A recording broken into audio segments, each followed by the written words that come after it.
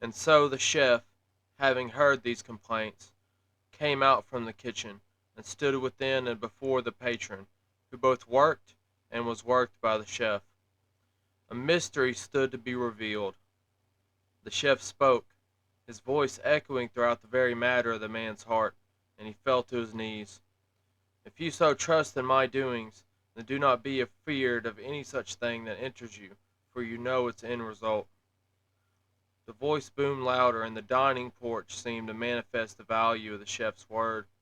And do not be tethered to the meat and wine, but be tethered to the nourishment. Speak its result, for the meal itself would turn men from nourishment unto starvation. The man could finally look up, and saw not a man like himself, but an idea, a feeling. Incomprehensible waves of vast understanding washed over him, like being drowned in 1,000 oceans, yet being able to breathe.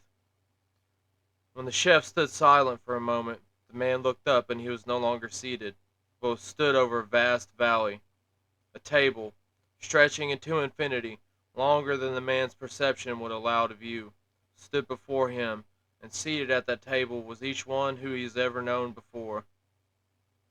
Each one had glorious, delectable selections placed before them, arrayed like nothing the man had ever witnessed, but even so they would squabble over each other's lot, and proclaim they would sooner starve than eat of the bounty before them, for it was an unfair allotment given, and they deserved a more suitable meal.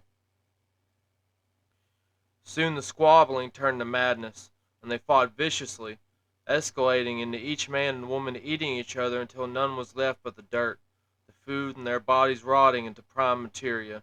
Then slowly plants grew from the ground and were formed in shape. Fruits began to draw from flowers, and insects swarmed, and from that clay came more of the same men, their faces having changed not, but their bodies having changed.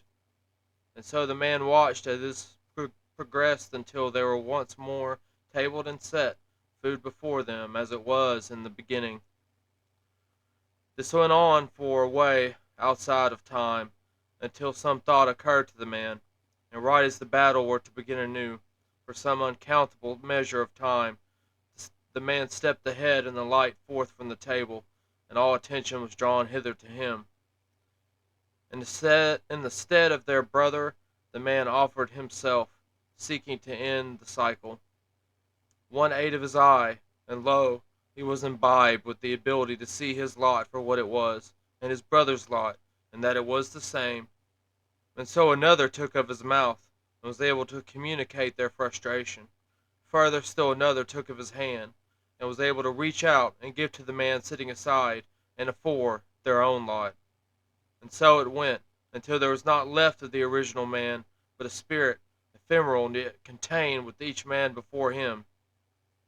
The spirit of the man looked down, and behold he saw himself, who he knew himself as, and thought he was, seated at the table, sighing in deep despair at his given lot. But the lot was made of the body of the man who came before, and of his sacrifice. And so he heard of the complaint of the man that stood before him and within him, and spoke.